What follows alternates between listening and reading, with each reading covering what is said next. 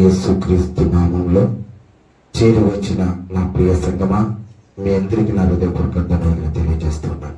బాగున్నారమ్మా? బాగున్నారా? చాలా మంచిది. ఈరోజు ప్రతిష్టమైన రోజుని అందరూ చేరి వచ్చినందుకు దేవుడు చాలా సంతోషిస్తూ ఉంటాడు. నీవు ఆనందంగా ఉండాలనుకుంటున్నావా? నీవు సంతోషంగా ఉండాలనుకుంటున్నావా? నీ కుటుంబం బాగుండాలనుకుంటున్నావా? నీవేం వినాలి? దేవుడి వాక్యం వినాలి. వాక్యమే నిన్ను బ్రతికించేదిగా ఉంది. నీ వాక్యాన్ని మనం విందామా? ఈ వాక్యాన్ని ధ్యానిద్దామా? జాగ్రత్తగా మీరు వినేవారే ఉంటే మీరేం చేయాలి? ఆసక్తి మీద ఉంటే మీరేం చేయాలి? ఈ ఆనందం సంతోషం ఎల్లప్పుడూ మీలో ఉండాలంటే దేవుని వాక్యం మీరు వినాలి. వెళ్ళి మా హృదయాలు మార్చుకొని దేవుని కొరకు బ్రతికే వ్యక్తులుగా మనం ఉందాం. మరి విశ్వాసులు ఎలా ఉండాలి అనే అంశంతో మాట్లాడుతున్నాం. ఏమంట? విశ్వాసులు ఎలా ఉండాలి, దేవుడి బిడ్డలు ఎలా ఉండాలి, పరిశుద్ధులు ఎలా ఉండాలి, క్రైస్తవుడు ఎలా ఉండాలి అని దేవుడు సుట్టిగా మనందరితో మాట్లాడుతున్నాడు. ఈ మాటలు మనము తెలుసుకుందాం. మరి ఆయన కొంత ఇచ్చట కొంత ఇచ్చట నా మనస్సును బైబిల్లో పరిశుద్ధ గ్రంథములో ఉంచానంటున్నాడు. మరి మనం లేఖనాలు పరిశీలిద్దామా? మెదడుకు బోధన పెడదామా? ఏమండి? చూద్దాం. మొట్టమొదటి మాట మనకు ఒక మాట కనిపిస్తుంది. అపొస్తలుడైన పౌలు రోమీయులకు రాసిన పత్రిక 12వ అధ్యాయము 12వ వచనమును మనం చదువుగా విందాం. నిరీక్షణ గలవారై సంతోషించుచు శ్రమయందు ఓర్పు గలవారై ప్రార్థనయందు పట్టుదల కలిగి ఉండుడి.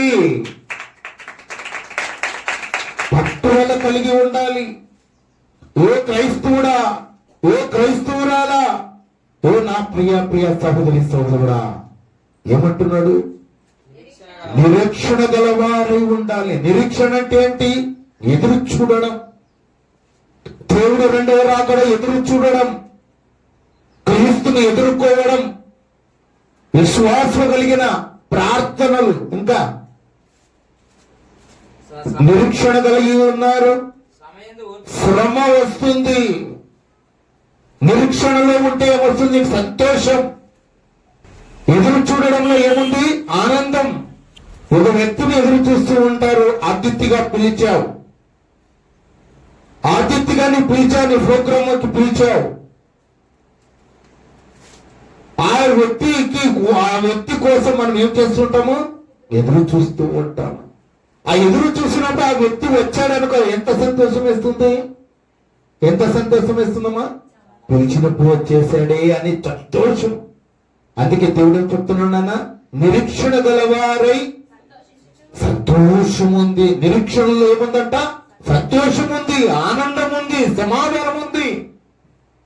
ఆయన యేసుక్రీస్తు ప్రభు రెండవ రాకడ లోకమునకి వచ్చేటప్పుడు ఆయన ఎదురు చూడడం సంతోషం, నిరీక్షణ చూడడం సంతోషం. శ్రమయందు నువ్వేం కలిగి ఉండాలి? ఓర్పు గలవారై ఉండాలి. ప్రార్థన యందు పట్టుదల కలిగి ఉండాలి. పట్టుదల కలిగి ఉండాలి. విశ్వాసం కలిగిన బిడ్డగా ఉండాలి. ఆ శ్రమలు, బాధలు, కన్నీరు, దుఃఖము యేసు నామములో తూర్పరిచేవాడై ఉన్నాడు. అవి కొద్ది రోజులు మాత్రమే సహోదరి, ఓర్చుకో. ఆ కొద్ది రోజులు మాత్రమే శ్రమలు, ఓర్చుకో. అవన్నీ దూరమవును గాక, అవన్నీ కూడా దూరపరచును గాక. ఆ నిరీక్షణలో ఎదురు చూస్తూ చూడడంలో ఆనందం ఉన్నదని మీరు తెలుసుకున్నారు. మొట్టమొదటి మాట, క్రైస్తవుడు పరిశుద్ధుడు, నీతిమంతుడు, నిష్కళంకము లేని వారుగా మీరందరూ కూడా భూమిపై ఉన్న ప్రతి ప్రజలందరూ కూడా ఆయన యేసు రక్తము ప్రతి పాపములో కడిగి పవిత్రపరచును. ఎందుకు కడిగాడంటే ఒక్కడు లేడు నీతిమంతుడు భూలోకంలో ఉన్న మానవులు. అందరూ పాపము చేసి దేవుడు అనుగ్రహించిన మహిమను పోగొట్టుకున్నారు. కాబట్టి ఆ యేసు రక్తమే శరణం. యేసు రక్తమే ప్రతి పాపమును కడిగి పవిత్రంగా పచ్చిన మన యేసుక్రీస్తు ప్రభు ఆ మాట చెప్పాడు. అందుకే నిరీక్షణలో ఏముంది? ఎదురు చూడడంలో ఏముంది? సంతోషం ఉన్నది. శ్రమ యందును ఓర్పు నీకు వచ్చేదిగా ఉండు. ఓర్పు కలిగి ఉండు. ప్రార్థన యందు పట్టుదల కలిగి ఉండు. మొదటి మాటలో మనం తెలుసుకున్నాం. రెండో మాటలోకి మనం వెళ్దాం. అపోస్తులైన పౌలు కొరింథీయులకు రాసిన 2వ పత్రిక 13వ అధ్యాయం 5-6 వచనాలు, 2 వచనాల్లో మనకు ఒక మాట కనిపిస్తుంది. చదువుదాం. మీరు విశ్వాసం గలవారై ఉన్నారో లేదో మిమ్మల్ని మీరే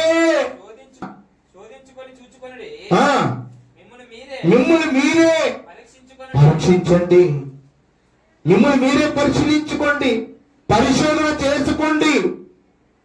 ఎవరైనా చేసుకున్నారా అలాగే అంటే పౌలు గారు చేసుకున్నాడు. నేను క్రీస్తుని సంతోషపడుతున్నానా లేకపోతే మనసుని సంతోషపడుతున్నానా అని ఆయన అపోస్తులైన పౌలు గారు ఏం చెప్తున్నాడంట? ఏం చెప్తున్నాడన్నా? చెక్ చేసుకున్నాడు. అక్కడేం చెప్పాడు? పై మాటలో పట్టుదల కలిగి ఉండండి, ప్రార్థన యందు పట్టుదల కలిగి ఉండండి అంటున్నాడు. నిరీక్షణ కలిగి ఉండండి అంటూ ఉన్నాడు. శ్రమలందు ఓపిక కలిగి ఉండండి అంటున్నాడు. ఆ ఓపికలో ఆనందం ఉన్నదని తెలియపరుస్తూ ఉన్నాడు. ఎలా అంటే కింద 2వ మాటలోని మనం వస్తే, మీరు విశ్వాసము గలవారై ఉన్నారా లేదా మిమ్మల్ని మీరు శోధించుకో, పరిశీలించుకో, పరిశోధన చేసుకోమంటూ ఉన్నాడు. నువ్వు పరిశుద్ధురాలుగా ఉన్నావా లేక పాపాత్మురాలుగా ఉన్నావా, పాపాత్ముడుగా ఉన్నావా? ఈ రోజే నీ మనసు మార్చుకో. యేసుక్రీస్తు ప్రభునందు నువ్వు ఒప్పుకొని విడిచిపెట్టిన వాడు వర్తిల్లుతావు. ఈ భూమిపై నువ్వు వర్తిల్లాలంటే, నీ కుటుంబం వర్తిల్లాలంటే, నీ పిల్లలు వర్తిల్లాలంటే, నీవు 4 తరముల వరకు చూడాలంటే ఏం కలిగి ఉండాలి? నువ్వు పరిశీలించుకోవాలి, నువ్వు పరిశోధన చేసుకోవాలి, నువ్వు చెక్ చేసుకోవాలి. నా జీవితం ఎలా ఉంది, నా బ్రతుకు ఎలా ఉంది, దేవుడికి ఇష్టమైన కుటుంబముగా ఉన్నానా, నా ఇష్టమైన పిల్లలుగా నేను పెంచుతూ ఉన్నానా, దేవుడు బహుమతులుగా నాకు ఇచ్చాడే, నా సంతానమునిచ్చాడే, నా భర్తనిచ్చాడే, నా భార్యనిచ్చాడే, మేము ఎలా ఉన్నాము? దేవునికి సాక్షిగా ఉండమంటున్నాడు, మంచి పేరు సంపాదించుకోమంటున్నాడు, గొప్పవారుగా మీరు ఉండాలని దేవుడు కోరుతున్నాడు. మరి నేనెలా ఉన్నాను? నా విశ్వాసం ఎలా ఉంది? దేవుని ఎదురు చూస్తూ ఉన్నానా? నా రక్షణ కుటుంబంగా ఉన్నానా లేదా ప్రమాదంలో ఉన్నానా? దేవునికి ఇష్టంగా బ్రతుకుతున్నానా? దేవునికి వ్యతిరేకంగా నా ప్రవర్తనలు ఉన్నాయని అపోస్తలులైన పౌలు గారు చెప్తున్నాడు. ఏమని? మిమ్మల్ని మీరే పరిశీలించుకోండి, మిమ్మల్ని మీరే శోధించుకోండి. ఈరోజు మీరు పరిశీలించుకునే సమయం, ఈరోజు నీ జీవితం సరి చేసుకునే సమయం, ఇదే అనుకూల సమయం, ఇదే రక్షణ దినం, ఇదే మనకు మేలుకరమైన దినమని లేఖనాలు సెలవిస్తున్నాయి. సోదరి సోదరుడా, అపోస్తలులైన పౌలు నేను చెక్ చేసుకున్న ప్రకారం క్రీస్తును నేను పోలి నడుచుకున్నాను, నన్ను పోలి మీరు నడుచుకున్నది. నేను చెక్ చేసుకున్నాను, నేను ఎలా ఉన్నాను? క్రీస్తుని సంతోషపెడుతున్నానా లేక మనుషులు సంతోషం? నేను చెక్ చేసుకున్నాను, మీరు చెక్ చేసుకోండి అంటున్నాడు. ఎంత చక్కటి మాట. 2వ మాట, 3వ మాట కూడా వినాలని ఉందా? చూడండి, అపోస్తలులైన పౌలు కొలొస్సీయులకు రాసిన పత్రిక 4వ అధ్యాయము 2వ వచనం. ప్రార్థన యందు నిలకడగా ఉండి కృతజ్ఞత గలవారై ఉండి దాని యందు ఏముండాలి? మెలకుగా ఉండు, మెలకుగా ఉండు, ఎదురు చూసేవాడు ఉండు, నిరీక్షణ కలిగి ఉండు. ప్రార్థన యందు ఏమై ఉండాలి? నిలకడగా ఉండాలి. నిలకడగా లేవు, స్థిరమైన భక్తి లేదు, స్థిరమైన భక్తి కలిగిన వాడుగా లేవు. నామక క్రైస్తవుడిగా ఉన్నావా, నామక క్రైస్తవురాలుగా ఉన్నావా? ఒక క్రమము, ఒక క్రమశిక్షణ, ఒక పద్ధతి, దేవుడు నచ్చిన సమయం కుటుంబ ప్రేరణ జరుగుతున్నాయా? గృహ కూడుకలు జరిపించుకుంటున్నారా? సహవాసంలో ఉంటున్నారా? మీరు చెక్ చేసుకోండి. మరొకసారి చదువునన్నా. ప్రార్థన యందు నిలకడగా ఉన్నారా? కృతజ్ఞత కలిగిన వారు అంటే ఎలా? ప్రార్థనలో సహవాసంలో ఉంటే నీకేముంటుంది? కృతజ్ఞత ఉంటుంది. ప్రార్థన సహవాసంలో లేకపోతే ఏమో ఉంటుంది? కృతజ్ఞత ఉండదండి. కనీసం దేవుని ప్రేమ కూడా నీలో ఉండదు, చల్లారిపోతుంది, ప్రేమ చల్లారిపోతుంది. అందుకే సహవాసం కలిగి ఉండమంటున్నాడు. పరిశుద్ధులు సహవాసం కలిగి ఉండండి అంటాడు. రాయం పగల మీరు ఆరాధన చెయ్యండి అంటున్నాడు. రాత్రి పగలు గణపరచువాడు ధన్యుడు అంటూ ఉన్నాడు. ఎందుకు ఈ మాటలన్నీ చెప్పాడంటే, సహవాసము లేకపోతే నీ బ్రతుకు వేస్ట్ అవుతుంది. ఈ లోకములో, ఈ రంగుల లోకములో, ఈ సాతాన లోకములో, ఈ లోకము గతించిపోయే లోకం వైపు నువ్వు తిరుగుతావని ఆయన ఉద్దేశం. నువ్వు తప్పిపోతావని ఆయన ఉద్దేశం. జారిపోతావని ఆయన ఉద్దేశం. పాతాళానికి వెళ్ళిపోతావని ఆయన ఉద్దేశం. ఆయన ఉద్దేశాలు వేరు, నీ ఆలోచనలు వేరు. ఆయన చెప్పిన మాట మనం వింటే పరలోకం ఇస్తాడు. నీ మాట నీవే, నేనే కరెక్ట్ అనుకుంటే నీవెక్కడికి వెళ్తుంది? నీ లోకం ఏది? పాతాళానికి వెళ్తావు సహోదరి సహోదరుడా. ఎప్పుడు గాని దేవుని మాటకు మనం వినాలి. ఆయన మాట విని తెలుసుకొని హృదయములు దాచుకొని భద్రపరుచుకుని దేవుని కొరకు మనం బ్రతికితే మన 4 తరములుగా మన సంతానం ఆస్వాదించినట్టుగా చూస్తూ ఉన్నాం. ఏబు కుటుంబాన్ని ఆస్వాదించలేదా? చెప్పండి, ఆస్వాదించాడా లేదా? ఆస్వాదించాడు. కొర్నేలి కుటుంబాన్ని ఆస్వాదించలేదా? అబ్రహాము కుటుంబాన్ని ఆస్వాదించలేదా? ఏబు కుటుంబాన్ని ఆస్వాదించలేదా? ఇషాకు, వీళ్ళంతా మన పితరులు. అబ్రహాము కావచ్చు, ఏబు కావచ్చు, ఇషాకు కావచ్చు, స్టెఫెన్ కావచ్చు, వీళ్ళందరూ కూడా ఈ లోకంలో జీవించిన వ్యక్తులే. వీళ్ళందరూ మన పితరులు అనుకోవచ్చు, ఎందుకంటే వాళ్ళు నిద్రించారు. మనము వాళ్ళ దగ్గరికి మనం వెళ్ళాలంటే నీ సమయంలో ఈ 60-70 సంవత్సరాలు, అధిక బలం ఉంటే 80 సంవత్సరములు నువ్వు జీవిస్తూ ఉన్నావు ఈ లోకంలో. ఈ లోకంలో నువ్వు ఉన్నప్పుడు, నీ ఆత్మ నీలో ఉన్నప్పుడే దేవుని కొరకు నీ బ్రతుకమని వాక్యమును సెలవిస్తూ ఉంది. నువ్వు సెట్ చేసుకో, నీ పరిశీలించుకో, దేవుని గురించి ఆలోచించు, దేవుని ఎదురు చూసే కుటుంబంగా ఉండాలని హెచ్చరిస్తూ ఉన్నాడు మమ్మల్ని అందరినీ పౌలు ద్వారా. అందుకే వాళ్ళకి దేవుని సేవలో ఉన్న వాళ్ళ ఆయుష్ పొడిగించాడు. ఇషాకుకు 180 సంవత్సరాలు, అబ్రహాం 175 సంవత్సరాలు బ్రతికారు. ఏబు 140 సంవత్సరములు బ్రతికారు. మరి ఇప్పుడు 60-70 సంవత్సరాలు, అధిక బలం అంటే 80 సంవత్సరాలు. దాంట్లో ఆయాసములు, దుఃఖము, షుగర్లు, బీపీలు అన్ని కూడా ఉండిపోయాయండి. ఆయుష్ తగ్గింది. ఎందుకు తగ్గింది? ప్రేమ తగ్గింది. దేవుని మాటకు విలువ ఇవ్వలేదు, అందుకే తగ్గించేశాడు ఆయన. సహోదరి సహోదరుడా, దేవునికి మనం చెక్ చేసుకుని మన జీవితాన్ని సరి చేసుకుని దేవుని కొరకు బ్రతికితే ఇషాకును ఆస్వాదించినట్టుగా, ఏబును ఆస్వాదించినట్టుగా, దావీదును అలాగే మరి అబ్రహామును ఆస్వాదించినట్టుగా మీరు ఆస్వాదించబడాలనుకుంటే దేవునికి మీరు హృదయాలు సమర్పించే వ్యక్తులై ఉండాలి. విశ్వాస కలిగిన విశ్వాసులుగా, దేవునికి ఇష్టమైన బిడ్డలుగా మీరు బ్రతకాలి అని దేవుడు కోరుతూ ఉన్నాడు. 4వ వచనం చదువు. మరియు నేను బంధకములో ఉంచబడుటకు కారణమైన క్రీస్తు మర్మములను గూర్చి నేను బోధింపవలసిన విధముగానే ఆ మర్మములను వాక్యము చెప్పుటకు అనుకూలమైన సమయము దేవుడు దయచేయవలనని మా కొరకు ప్రార్థించండి. ఎవరు చెప్తున్నారు అక్కడ? పౌలు గారు చెప్తూ ఉన్నాడండి. పౌలు గారు సెలవిస్తూ ఉన్నాడు, కృతజ్ఞత గల వారై మేల్కుగా ఉండండి అని చెప్తూ ఉన్నాడు. ఇది 3వ మాట. 4వ మాట మనం వినాలి, చెప్పాలి. మరి ఆనాడు పౌలును వాడుకున్న దేవుడు ఈ రోజు జీసస్ కాలింగ్ మినిస్ట్రీ మహిమగల సంఘములో ఈ సల్మన్ను వాడుకోబోతున్నాడు. మీ అందరితో నేను పంచుకుంటున్నాను.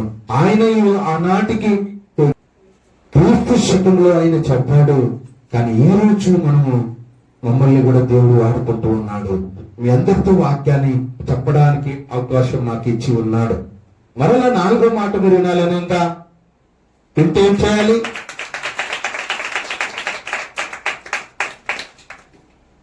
అపోస్తలుడైన పౌలు ఎఫెసీయులకు రాసిన పత్రిక 6వ అధ్యాయము 5వ వచనం. దాసులారా యథార్థమైన హృదయము గలవారై ఏముండాలంట మీకు? ఏముండాలి? ఎలాంటి హృదయం ఉండాలి? యథార్థమైన హృదయం. దేవుడే సాక్ష్యం చెప్పే హృదయం ఉండాలి. నీ గురించి దేవుడే మాట్లాడాలి. ఎవరైనా మాట్లాడారా? అలాంటిది దేవుడు చెప్పాడా? ఎవరి గురించి అయినా మాట్లాడాడా దేవుడు అంటే? మాట్లాడాడండి. ఎవరి గురించి మాట్లాడాడు? యోబు గురించి మాట్లాడాడు, అబ్రహాం గురించి మాట్లాడాడు, మోషే గురించి మాట్లాడాడు. ఏమని? నా ఇల్లంతటిలో నమ్మకమైన వాడు. ఎవరైనా? మోషే. మరి యోబుని ఏమంటాడు? నీతిమంతుడు, యథార్థవంతుడు. ఏమంట? యథార్థవంతుడు ఆయన యోబు అని దేవుడే సాక్ష్యం చెప్తున్నాడు. ఇంకా దావీదు నా ఇష్టానుసారుడు మనుషుడు. ఇష్టానుసారు దేవునికి ఇష్టమైన వాడంటే దావీదు. చూడండి, అలాంటి మన పితరుల గురించి ఆయన సాక్ష్యం చెప్తూ ఉన్నాడు దేవుడు. నీవు చేసిన కార్యములు, నీవు చేసిన పుణ్యకార్యములు, నీవు చేసిన దాన ధర్మాలు ఆయన గుర్తించలేక అన్యాయస్తుడు కాదు ఆయన, గుర్తించే దేవుడు. నీకు ప్రతిఫలం ఇచ్చేవాడు ఆయన. నీ జీవితం ఎలా ఉండాలంటే యథార్థమైన హృదయం ఉండాలి. ధారాళంగా అంటుంటామే మనము, ఆ ధారాళత ఉండాలి. చదువుమా. యథార్థమైన హృదయము కలవారై భయముతోను వణుకుతోను క్రీస్తునకు వలె శరీర విషయములై మీ యజమానులను విధేయులై ఉండండి. మీ యజమానులకి ఏమై ఉండాలి? విధేయత ఉండాలి. మీ యజమానులు ఎవరు? సేవకుడు అనుకోవచ్చు. మీ యజమానులు ఎవరు? బోధకుడు అనుకోవచ్చు.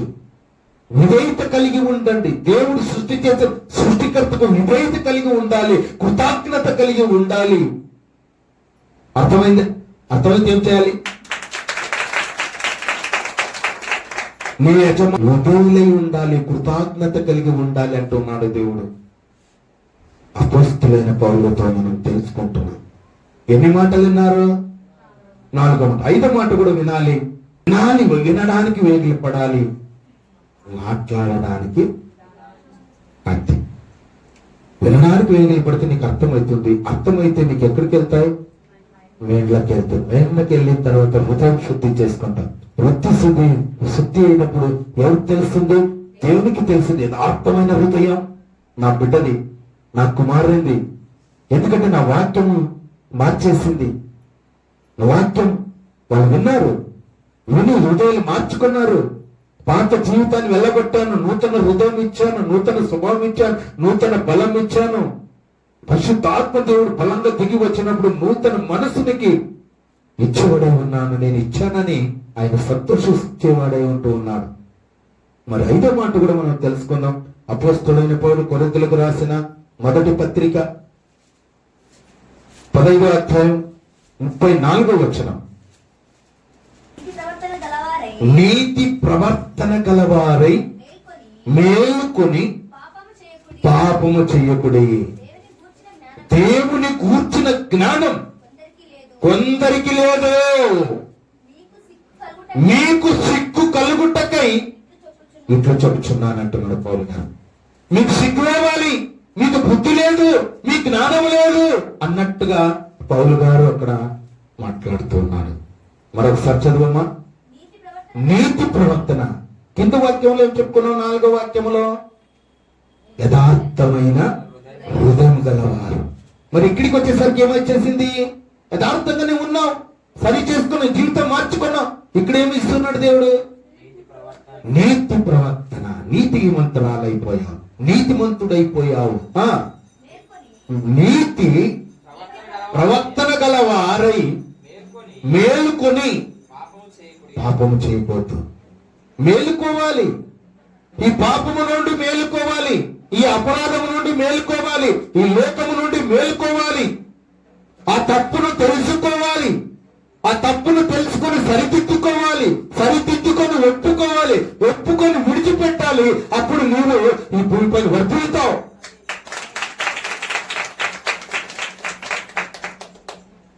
నా మాటని విని ఎడల సమస్త జనముల కంటే నిన్ను నేను హెచ్చించుదును. ద్వితీయోపదేశ ఖండంలో ఉంది 8వ అధ్యాయం 1వ వచనంలో. సమస్త జనముల కంటే నిన్ను నేను హెచ్చించును. ఆయన మాట వినాలి, ఆయన చట్టానికి లోబడాలి. ఆయన రాజ్యాంగం ఉంది ఆయనది. ఆ రాజ్యాంగంలో నీ పేరు లిఖితము కావాలి, నీ పేరు నమోదు చేసుకోవాలి. ఆ జీవ గ్రంథంలో పేరు ఉంటేనే పరలోకం, లేకపోతే పాతాళం. ఆ పేరు కోసం మీరు పాకలాడాలి. శుద్ధి చేసిన సృష్టికర్తను శరణకు తెచ్చుకోవాలి. నీ హృదయం శుద్ధి కావాలి, నీతిమంతురాలుగా కావాలి, పరిశుద్ధురాలుగా ఉండాలి, 10 మందికి మాదిరిగా ఉండాలి. క్రైస్తవురాలంటే మాత్రం చెప్పుకొట్టి సరిపోదు గాని నీ పెదవులు మాత్రమే కనపరుస్తున్నా గాని నీ హృదయం చాలా దూరంగా. హృదయము చాలా ప్రాముఖ్యమైనది. హృదయ ఆలోచనలు బాల్యము నుండి చెడ్డదైపోయింది. అందుకే హృదయాన్ని కోరుతూ ఉన్నాడు ఆయన. నీ చెడిపోయిన హృదయం, నీ కలమసల్లో ఉన్న హృదయం, ఘోర పాపముతో నిండిన హృదయం అశుద్ధిపరుస్తాను ఆయన నీ హృదయం నాకు. ఎందుకంటే హృదయంలో 15 లక్షణాలు, దురాలోచనలు, దుర్బుద్ధులు, దుష్టబుద్ధులు, అహంకార, పొగురు, అన్నిటిని కూడా వ్యభిచారం అన్ని 15 లక్షణాలు నింపుకున్నావు. కాబట్టి అందుకే నింపుకున్నావు. ఖాళీ చేసి నీ హృదయం నాకు సమర్పిస్తే నేను శుద్ధురాలుగా చేస్తాను, పరిశుద్ధినిగా చేస్తాను, ఈ లోకంలో గొప్ప సాక్షిగా చేస్తాను. నీవు నీతిమంతురాలుగా బ్రతకడం అప్పుడు నీ కండ్లు మనోనేత్రం వెలిగిస్తాడు దేవుడు. గుడ్డితనం కలగజేశాడు. ఈ అపవాదితో తంత్రములతో నువ్వు ఆనికి లోపడ్డావు కాబట్టే నీకేమి కనిపించుకున్నట్టుగా చేసేసాడు. నీతి మాటలు కూడా గుర్తించుకోలేకున్నట్ల, బుర్రలోకి ఎక్కించుకోలేకున్నట్ల నిద్రపోయే సమయం ఇస్తాడు. ఏమింటావులే నిర్లక్ష్యం. నిద్రపో చెవులోకొచ్చి నిద్ర జో కొట్టినట్లయితుంది సాతాన. బాగా నిద్రపో. వాక్యం ఏమింటావు? వాక్యం వింటే పరలోకానికి వెళ్తాను అని మనసులో అనుకుని పరలోకం తీసుకుని పోకూడదు. ఈ బిడ్డలందరూ కూడా పాతాళానికి తీసుకుని వెళ్ళాలి అని వాడు ఏం చేస్తాడంటే, చూసి వాక్యం ద్వారా మాట్లాడాడు, చూసావా నా గురించి మాట్లాడాడు, చూసావా నీ గురించి మాట్లాడాడని చెవులు వచ్చి వాడు చెప్తూ ఉంటాడు. అవును కరెక్ట్, నా గురించే మాట్లాడాడు, అందుకే నేను రేపటి నుంచి మరలా వచ్చేవారు చర్చికి పోను, నా గురించే మాట్లాడాడు 10 మందికి చెప్పుకునేది. వాడు ఏం చేస్తున్నారు అక్కడ? ఎవరు చెప్తున్నారు? ఇక్కడ ఇంత మైకులు పెట్టుకొని ఇంత గొంతు పోయితట్లు చించుకొని మనం వచ్చినా ఇవి మాత్రం చెవులో పడవు. చెవులోకి వచ్చి చెప్పేటప్పుడు అపవాదిగాడ అవే మాటలే నీ వింటాం. ఎందుకంటే హృదయం ఎవరికి ఇచ్చావు? అపవాదికి ఇచ్చావు. కాబట్టి ఇచ్చిన వారి గురించి మాట్లాడుతున్నాడు దేవుడు. అలాంటి వారు ఏమంటారు? కొద్దిమంది ఉన్నారంట. చదువునన్నా, మేల్కొని పాపము చేయవద్దు. పాపం చేయవద్దు. దేవుని గూర్చిన జ్ఞానము కొందరికి లేదంటున్నాడు. అంటే అందరి గురించి మాట్లాడలేదు దేవుడు. ఎవరైతే సాతాను మాట వింటున్నారో, ఎవరైతే అపవాది మాట వింటున్నారో, ఎవరైతే లూసిఫర్ మాట వింటున్నారో, ఎవరైతే అపవాది మాట వింటున్నారో వారి గురించి కొంతమంది అంటున్నాడు. అక్కడ ఏరంట? కొందరు అన్నాడు. దేవుని గూర్చిన జ్ఞానము కొందరికి లేదు. కొద్దిగా చెడిపోయారు. ఆ చెడిపోయిన వారి సమాజాన్ని భ్రష్టు పెట్టించారు. ఆ చెడిపోయిన వారి గురించే ప్రపంచమంతా తాండం నాడుతూ ఉంది. ప్రపంచంలో అంతా వ్యభిచారము, నేరము, ఘోరాలు ఇవన్నీ ఎందుకు జరుగుతున్నాయంటే ఆ కొద్ది మంది దేవుని గురించిన జ్ఞానం లేదు కాబట్టి చెడిపోయారు. ఆ దొంగలు, లోపులు, దూచుకునేవారు, నరహంతకులు. ఎక్కడున్నా చూడకు. మొదటి పత్రిక 6వ అధ్యాయము చదువు. అన్యాయస్తులు దేవుని రాజ్యమునకు వారసులు కానేరని నీకు తెలియదా? అంటే ఎవరికి తెలుసు? అందరికి సమానంగా వాక్యం చెప్పాడు, అందరికి సమానంగా గ్రంథంలో రాయించాడు, అందరి కోసము బైబిల్లో ఆయన మనసు ఉంచాడు. మరి తెలీదా? తెలుసుకోలేదా? తెలుసుకోలేకపోతే ఏం ఫలితం వస్తుందో చదువునన్నా.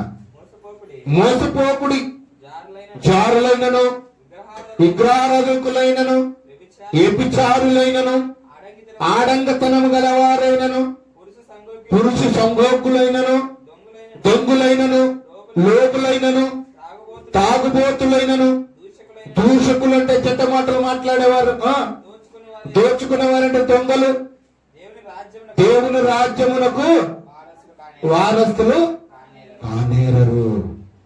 ఇలాంటి వారు పరలోక రాజ్యమునకు పోరు. మరి ఎక్కడికి వెళ్తారు? మరి ఎక్కడ ఉంటారు? ఇక్కడే ఉంటారా భూమి మీద? ఇలాగే ఉంచిపోతాడా దేవుడు? ఎక్కడికి వెళ్తారంట అలాంటి వారు? మానవుడు మరణించక మరణ తప్పదు. తిరిగి రమ్మని సెలవిచ్చాడు దేవుడు. దేవుని దగ్గరికి వెళ్ళుకున్నట్టుగా పాతాళానికి వెళ్ళిపోయే వాళ్ళు వీళ్ళంతా. ఇలాంటి వారందరికీ కూడా పరలోక రాజ్యం ఉండదని లేఖనాలు సెలవు. తెలియదా? బుద్ధి లేదా? జ్ఞానము లేదా? మీకు సిగ్గు కలగాలని రాయిసి ఉంచానంటున్నాడు దేవుడు. అది పౌలు ద్వారా మనం తెలుసుకుంటున్నాం. మరి అలాంటి పరిస్థితుల్లో ఉన్నారా? అలాంటి స్వభావం కలిగి ఉన్నారా? అలాంటి బుద్ధి కలిగి ఉన్నారా? బుద్ధి తెచ్చుకో. అలా కొద్ది మంది ఉన్నారని లేఖనాలు మనము తెలుసుకుంటూ ఉన్నాం. నీతులకు రాసిన మొదటి పత్రిక 15వ అధ్యాయం 19వ వచనం చదువు. ఈ జీవిత కాలం మట్టుకే మన క్రీస్తునందు నిరీక్షించిన వారుమైన ఎడల మనుషులందరూ ప్రపంచంలో ఉన్న వారందరికంటే దౌర్భాగ్యులైపోయారు. ఎందుకంటే ఎవరికి లోపడలేదు? దేవునికి లోపడలేదు. ఆయన ఏం చెప్పాడు? నిరీక్షణ కలిగి ఉండండి, నీ హృదయం శుద్ధిపరుచుకుంటున్నాడు. మరేం చేస్తున్నారు వీళ్ళు? ఏమైపోయారంట? దౌర్భాగ్యులైపోయారు. భ్రష్టు పట్టించారు సమాజాన్ని. ఇలాంటి వారందరూ కూడా పరలోకాన్ని చేరనే మాటలు ఇప్పుడే మనం విన్నాం. ఆయన పరలోక రాజ్యం గురించి, పరలోకం గురించి, నరకము గురించి, జరుగుపోయేది గురించి, జరుగుపోతున్న దాని గురించి పరిశుద్ధ గ్రంథంలో రాయబడి ఉన్నాయి. అవి పరిశీలించి పరిశోధన చేయి. మహాజ్ఞాన రహస్యాల సంగతులు ఉంచి ఉన్నాడు. అవి తెలుసుకొని నీ మారవలసి పొందుమని లేఖనాలు సెలవిస్తున్నాయి. తెలుసుకుంటే పరలోకం, తెలుసుకోలేకపోతే పాతాళం. అని కొద్ది మంది ఉన్నారంటున్నారు. మీరు కొద్ది మందిలో, ఆ కొద్ది మందిలో మీరు అందరూ ఉండకూడదు. ఈ జీసస్ కాలింగ్ మినిస్ట్రీ మహిమగల సంఘంలో ఎవరు అలాంటి పాపము చేయడానికి వీల్లేదు. తెలుసుకోండి, సత్యం తెలుసుకోండి. ఒక మాదిరిగా ఉండండి, ఒకరికి చెప్పేవారుగా ఉండండి, ఒకరికి సవాల్ ఇస్తున్నవారుగా ఉండండి. నాలో పాపం ఉన్నదని మీరు ఎవరైనా స్థాపించగలరనే యేసుక్రీస్తు ప్రభు లోకానికి చాటింపేసి ఒక్కడి సమాధానం చెప్పలేదండి. మీరు అలా జీసస్ కాలింగ్ మినిస్ట్రీ మహిమగల సంఘంలో ఉన్న ప్రతి ఒక్కరు ఏ పాపము చేయకున్నట్టుగా మీరు సవాల్ ఇస్తున్నవారుగా ఉండాలని లేఖనాలు సెలవిస్తూ ఉన్నాయి. అంచెలంచెలుగా మీరు ఎదగాలి, దేవుని గురించిన జ్ఞానం నేర్చుకోవాలి, దేవుని కొరకు సాక్షిగా బ్రతకాలి, నీ కుటుంబాన్ని పెంచాలి, దేవునికి మరింత దగ్గరగా ఉంటూ ఈ పాత జీవితం, పాత రోత యేసు నామంలో విడిచి పెట్టి దేవుని కొరకు బ్రతికే వ్యక్తులుగా ఉండాలని దేవుడు కోరుతూ ఉన్నాడు. ఆరో మాట కూడా మనం చూసుకుందాం. అపోస్తలుడైన పౌలు గారు రోమీయులకు రాసిన పత్రిక 12-11 చివరి, ఆసక్తి విషయంలో మందులు కాక, ఆసక్తి విషయంలో మందులు కావద్దండి. మీరు ఎలా ఉండాలి? హుషారుగా ఉండాలి అంటున్నాడు. మీరు ఎలా ఉండాలి? అలర్ట్ కలిగి ఉండాలి. ఎలా ఉండాలి? దేవునికి ఇష్టమైన బిడ్డలుగా ఉండాలి. మందులు కాకూడదు. చెవులు మందంగా ఉంటే ఏమైపోతాయంటే వినపడుతుందా? మందులుగా ఉండకూడదు, నిర్లక్ష్యంతో ఉండకూడదు, దేవుని మాటలు తోసివేయకూడదు, ఈ చెవులు వదిలిపెట్టకూడదు. అలాంటి జీవితం కలిగి ఉండాలని పౌలు ద్వారా మనం తెలుసుకుంటున్నాం. చదువున్నాను. ఆసక్తి విషయంలో మందులు కాక ఆత్మయందు తీవ్రత గలవారై ప్రభుని సేవించండి. ప్రభుని సేవించాలి. మీరందరూ ఆత్మయందు తీవ్రత గలవారై ఉండాలి. దేవుని నిరీక్షణతో ఎదురు చూసి కుటుంబంగా ఉండాలి. దేవుని కొరకు బ్రతకాలి అని. రేపేమి జరుగుతుంది సంభవిస్తుందో మనకు తెలియదు, రేపేమి సంభవిస్తుందో తెలియదు. సోదరి సోదరుడా, ఇదే అనుకూల సమయం, ఇదే అనుకూల రక్షణ దిన మీరు మానవ మనసు పొంది దేవుని కొరకు బ్రతికండి అని దేవుడు కోరుతూ ఉన్నాడు. ఆత్మయందును తీవ్రత గలవారై ఉండాలంటున్నాడు. చివరి మాట మీకు తెలియపరుస్తున్నాను. చూడండి, అపోస్తలుడైన పౌలు గారు రోమీయులకు రాసిన పత్రిక 10వ అధ్యాయము 5వ వచనం చివరి మాట గుర్తు చేస్తూ ఉన్నాను.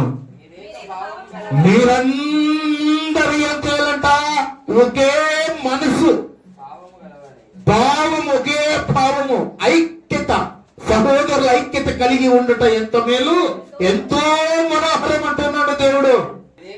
మీరు ఏక భావము కలిగి గలవారై ఏకక్రియముగా, అంటే ఒక ఎలక్షన్ పెడుతూ ఉంటారు అనుకోండి, ఒక వార్డు ఎలక్షన్స్ వస్తూ ఉన్నాయి. ఈ జడ్పీటీఎస్, ఎంపీ సీట్లు ఇప్పుడు జరుగుతూ ఉన్నాయి. ఇప్పుడు ఏం చేస్తారంటే ఎలక్షన్ పెట్టే ముందు ఏకగ్రహణ ఎన్నుకుంటూ ఉంటారు. ఏకగ్రహణ అంటే ఏంటి? ఎలక్షన్ లేకున్నట్టుగా అందరూ సమానంగా మాకు ఈ వ్యక్తి ఉండాలి, శాశ్వతము మాకు కావాలి, వార్డులో మా కౌన్సిలర్ గా ఉండాలి, మేము ఓటు వేయం, మేము ఏకగ్రహణం అంటే ఆమెనే మాకు కౌన్సిలర్ అన్నట్టుగా ఏకే భావం, ఒకే మనసు, అందరు కలిసి నిర్ణయం తీసుకోవడం. చదువునన్నా మీకు అర్థమయ్యే రీతిలో చెప్తున్నానండి. మీరు ఏక భావము కలిగిన గలవారై ఏకగ్రీవముగా మన ప్రభు అయిన యేసు క్రీస్తు తండ్రియగు దేవుని మహిమపరచు నిమిత్తము క్రీస్తు యేసు చిత్త ప్రకారము ఒకరితో ఒకడు మనిషి కలిసిన వారై ఉండునట్లు ఓర్పునకును ఆదరణకును కర్తవ్య దేవుడు మీకు అనుగ్రహించిన. నీ దేవుడు నీకు అనుగ్రహించేవాడై ఉన్నాడు. క్రీస్తుని నీ ఫాలో కావాలి. బ్రతికితే క్రీస్తు కొరకు బ్రతకాలి, చనిపోయినా క్రీస్తు కొరకే చనిపోదామండి. మనం అందరం ఏక మనసుతో ఉండాలంటున్నాడు, ఏక భావముతో ఉండాలంటున్నాడు, ఐక్యంగా ఉండాలంటున్నాడు. ఏకగ్రహణ అంటే అందరూ ఒకే మాటే, ఒకే తీర్పు, ఒకే మనసు, యేసు రక్తంలో కడగబడిన వారము, మనమందరం ఒక తల్లి పిల్లలము, సహోదరు కొరకు ప్రాణం పెట్టిన మన క్రీస్తు. ఆయన పోలి మనం నడుచుకునే వ్యక్తులై ఉండాలి, ఆయన కొరకు మనం బ్రతికే వ్యక్తులై ఉండాలి. చనిపోయిన ఎక్కడికి వెళ్తాం? పరలోకానికి వెళ్ళాలంటే నీ యథార్థత కలిగి ఉండాలి. ఆ మాట చెప్పడానికి నీకు ధైర్యం ఉండాలంటే యథార్థత ఉండాలి, దేవునికి ఇష్టమైన బిడ్డగా ఉండాలి. అందుకే పౌలు గారు అంటున్నారు, బ్రతుకుట క్రీస్తే, చావైతే నాకు లాభం. తండ్రిని చూస్తా, దేవుని చూస్తాను, ఇక్కడి నుంచి ఆయన చూడలేను గాని నేను అక్కడికి వెళ్తే నేను చూడగలను. అక్కడ ఏడుపులు, కన్నీరు, బాధలు, దుఃఖము, పెళ్లిళ్ళు చేసుకోవడము, పిల్లల బాధ, ఆ చదువులు, ఉద్యోగాలు ఏమాత్రం ఉండవు. ఎప్పుడు ఎల్లప్పుడు ఆనందమే, ఆనందము, సంతోషం అప్పుడు ఉంటుంది.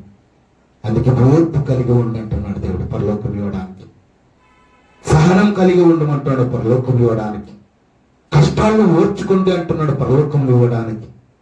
యథార్థంగా ఉండండి, యథార్థంగా ఉంటే నా దగ్గరికి వచ్చేది మీరు అంటున్నాడు దేవుడు పరలోకం ఇవ్వడానికి. సోదరి సోదరుడా, ఈ మాటలను, ఈ 7 మాటలు మీరు రోజు ఈ వాక్య భాగంలో మీరు విన్నారు. మొట్టమొదటి మాట ఏంటంటే నిరీక్షణ గల వారై సంతోషించండి అంటున్నాడు. రెండో మాటలను ఏమంటున్నాడు? మీరు విశ్వాసం కలిగిన వారు ఉన్నారా లేదా మీరు చెక్ చేసుకోండి. రెండో మాట. మూడో మాట కృతజ్ఞత గల వారై మేల్కుగా ఉండండి అంటున్నాడు మూడో మాట. నాలుగో మాట మనుషులందరూ ఏమైపోయారంటే దౌర్భాగ్యం స్థితిలోనే ఉండిపోయారు, కానీ నీతి ప్రవర్తన గల వారై పాపము చేయకున్నట్టుగా పరిశుద్ధంగా జీవించండి అంటున్నాడు ఆయన. నాలుగో మాటలు. 5లో ఏమంటున్నాడంట? నీతి ప్రవర్తన గల వారే పాపం చేయవద్దు అన్నాడు. 6వ మాటలో మనం చూసుకున్నట్టయితే ఆత్మయందు తీవ్రత గల వారై ఉండాలి అంటున్నాడు. మరి 7వ మాట ఏకభావము గలవారై దేవుని మహిమపరిచేవారుగా ఉండాలి. ఏకీభావం. అర్థమైందా? అర్థమైతే ఏం చేయాలి? ఈ 7 మాటలు కూడా మీరు జాగ్రత్తగా హృదయంలో ఉంచుకొని దేవుని కొరకు మనమందరం తల్లి పిల్లలు మనమందరం కలిసి కట్టుకొని ఆయన రాజ్యం కొరకు మనం ఎదురు చూడాలి. ఆయన నీతిని, ఆయన రాజ్యాన్ని మొట్టమొదటి మనమందరం కలిసి వెతకాలి. ఆయన పనుల నిమిత్తమై లోకానికి వచ్చాం. మీరు వేరే వేరే ప్రాంతాలు అయి ఉండవచ్చు, వేరే వేరే సంతానాలు అయి ఉండవచ్చు, కానీ మనమందరం ఒకే భావము, ఒకే మనసు, ఒకే తీవ్రత కలిగి ఆత్మయందు తీవ్రత కలిగిన వారుగా ఉండి దేవునికి ఇష్టమైన కుటుంబాలుగా, ఇష్టమైన బిడ్డలుగా మనం ఉండాలని దేవుడు కోరుతున్నాడు. ఇంతటిలో దేవుడు వాక్యాన్ని దీవించి బలపరచును కాక. చిన్న